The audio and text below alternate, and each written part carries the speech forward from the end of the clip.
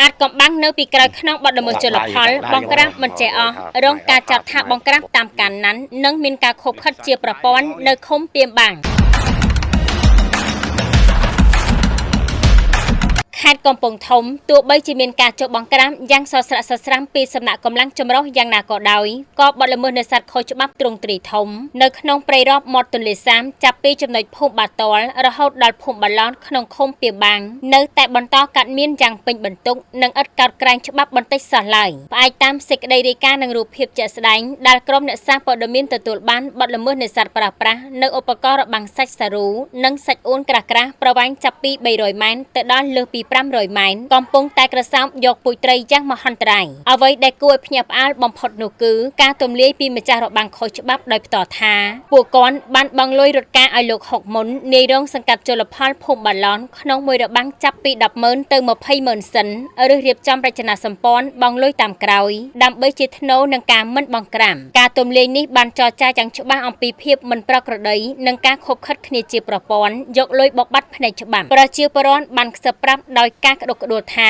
ការចុះអនុវត្តច្បាប់នាពេលកន្លងមកហាក់ដូចជាល្ខោនមុខសញ្ញាតែប៉ុណ្ណោះដោយមន្ត្រីចុះបង្ក្រាបចំតែទីតាំងណាដែលម្ចាស់មិនបានទៅជួបសម្រួលជាមុនដើម្បីធ្វើរបាយការណ៍យកមុខមាត់ជូនថ្នាក់លើរីឯអ្នកដែលបានជួបរួចរាល់គឺអាចដាក់ឧបករណ៍នេសាទបំផ្លាញជាតិបានដោយរលូនទង្វើរបស់មន្ត្រីជំនាញមួយចំនួនដែលថ្នាក់ដឹកនាំប្រកុលទំនុកចិនឲ្យឈរជើងការពារធនធានធម្មជាតិប៉ុន្តែបែរជាដើរតួជាជំនាញក្របល្ពៅស្ងោគោះយកលុយពីអ្នកល្មើសច្បាប់បែបនេះគឺជាការក្បត់ទំនុកចិត្តនិងបង្កើតភាពអយុត្តិធម៌យ៉ាងធ្ងន់ធ្ងរចំពោះប្រជាពលរដ្ឋនេសាទលក្ខណៈគ្រួសារពាក់ព័ន្ធនឹងការចោទប្រកាន់ខាងលើលោកហុកមុននាយរងសង្កាត់ជលផលភូមិបាឡនបានបដិសេធថាលោកមិនបានទទួលលុយពីពលរដ្ឋដាក់របាំងដោយការចោទប្រកាន់នោះទេលោកផាន់សុផុនមន្ត្រីបរិស្ថានក៏បានបដិសេធផងដែរថាមិនបានចូលរួមទទួលផលប្រយោជន៍ពីក្រុមអ្នកដាក់របាំងឡើយដោយឡែកលោកហ៊ុនផលនាយសង្កាត់ជលផលពីមបាំងអ្នកសារព័ត៌មានបានព្យាយាមតាក់ទងតាមទូរស័ព្ទ